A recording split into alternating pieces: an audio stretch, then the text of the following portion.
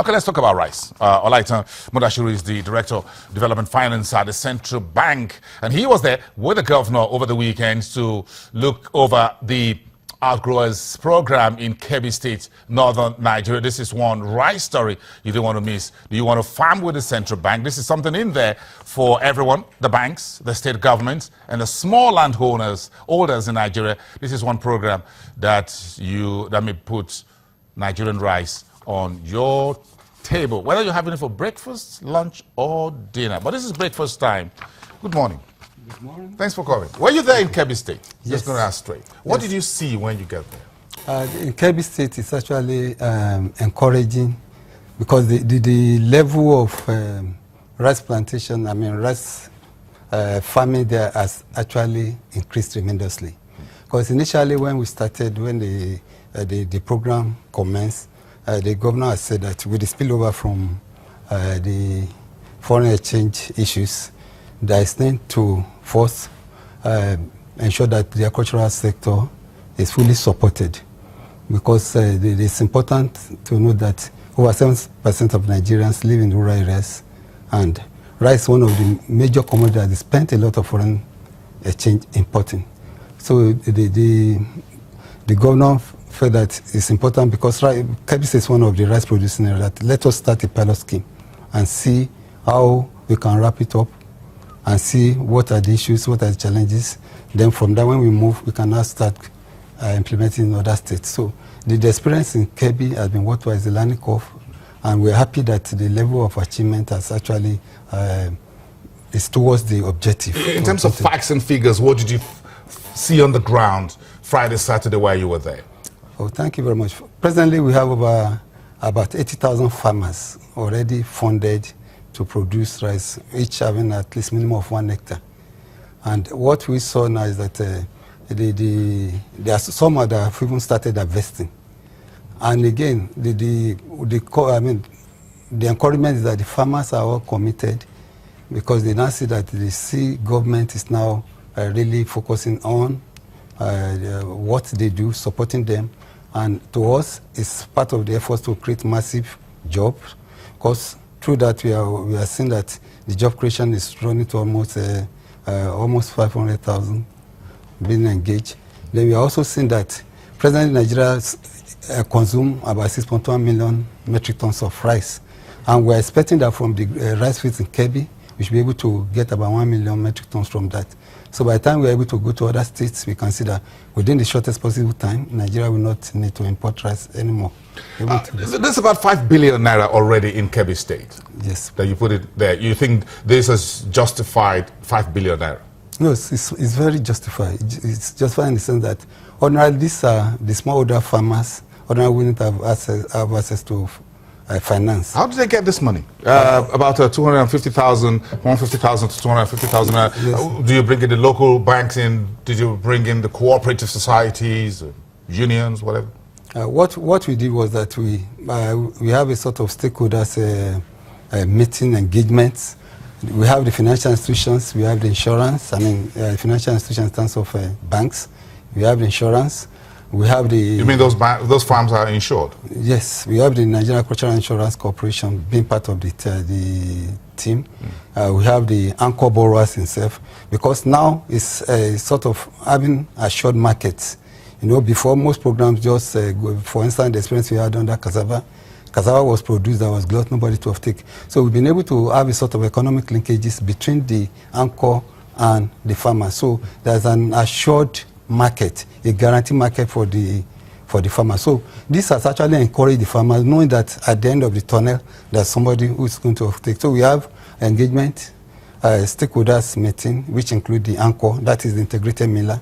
We have the insurance, we have the commercial bank, we have the government, because government provides extension services, and also there's training.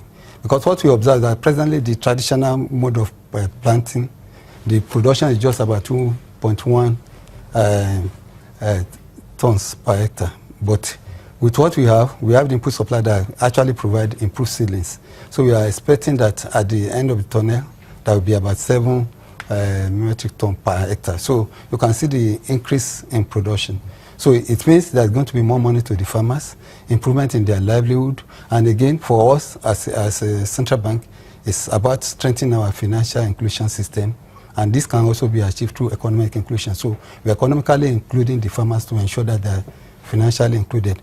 And to add to that also, we ensure that all the farmers that benefit under the scheme, they open bank account for them. And these are ordinarily farmers who doesn't know where a bank is. Then we have the BVN registration. So again, it's supporting the cashless policy of the bank. So in totality, you begin to see that at the grassroots, we are seeing economic inclusion, financial inclusion, and strengthening the rural economy at that base. And also, we want to also note that the state government, His Excellency Senator Abubakar Atiku Bagudu, is actually committed. It's one of his driving force. I was about to ask the question. We'll get to what the state government is bringing to the table. What's the tenor of the loans you're giving to these farmers? The tenor of loan is 1 year, 12 months. To the farmers? Yes. So if I get 150,000 naira as one of the farmers in Kebbi State, it's a 1 year loan? Yes, but the beauty of the loan is that for rice production is about 3 months. So what we are doing now is dry season farming. For the wet season, it's normally starting around May, June. So we are looking at a situation where the farmer can have about 3 cropping seasons. So if, like I said, some are already harvesting by the time they are through with this, we start the rainy season. So they can have about 3 cropping seasons. In a 12-month calendar month. Yes, so by the time you now see, by the end of the year, you can now see there's work creation for the farmers. They are empowered. They are capital accumulation. So from there, and they're busy all through. Yes, they are busy. So from there, they can now stand on their own with little support from the government. Are these farmers engaging everyone there? I mean, the judges, the farmers, they need helping hands, so they're employing more people. They're employing people. You are right. You know, like I said, it's part of job creation, because for every hectare, you need at least between 5 to 7 workers, from the nursery to the transplanting of the nursery, from the clearing, application of fertilizer, application of herbicide. So you can see that the whole chain, even to harvesting. So jobs are being created along the line. So you can see that, in fact, what we are told is that people are now there's now rural-urban migration. I mean, people are now moving from the urban to the rural areas now. That is, we are really already changing that urban-rural migration. So what's the interest to these farmers? How much do they pay? No, it's a single-digit interest rate. What's the single digit? 9%. 9%. So I get 150,000 for 9% from the central bank for a year. I can roll it over. Is it possible? Yes, you can roll it. Yes, as soon as you pay. Immediately you pay, it gives you a track record to assess it. So we have what we call repeat loans.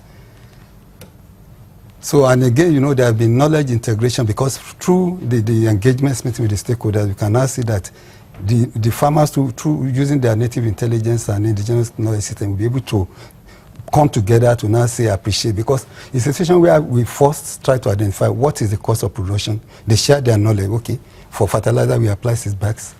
We need pump machine. So at that meeting we agree with the anchor, with the bank, how much is the loan. So with the estimates we're able to come to 210,000. Then again, the anchor also tells us on how much it's going to take the term.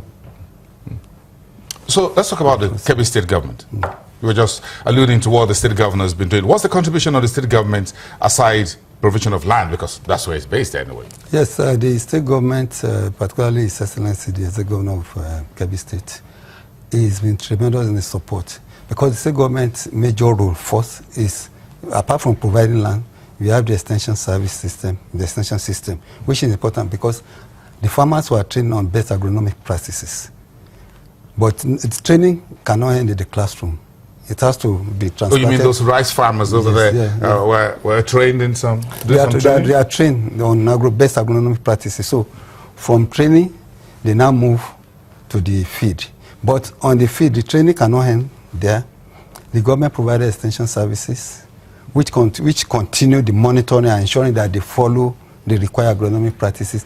Then, aside from that, the government also, in being able to register open bank accounts and register the farmers on the BVN, the state government also engaged about 200 corpers to be part of the team working with Nigeria Identity Management Company, NIMSI. to ensure that all the farmers are registered on BVN and also on over bank accounts are opening for them. Technically speaking, central bank, you folks are using one stone to kill many birds. You're right. Isn't it? You're right. So where do you go next? Kebbi State is first. You're right. Where's the next rice? Fortunately, we already have about 8 applications from the states.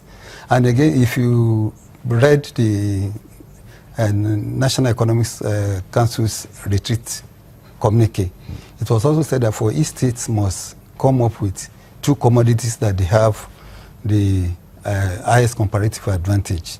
And the governor of Senaba has mandated us that we should work with the states, work with the commodities. So originally we have about 6 commodities we are looking at, but we have expanded it to see that for every state we want to see which products do they have, because the central bank is looking at both food security and also ensuring that we're able to get some crops for export.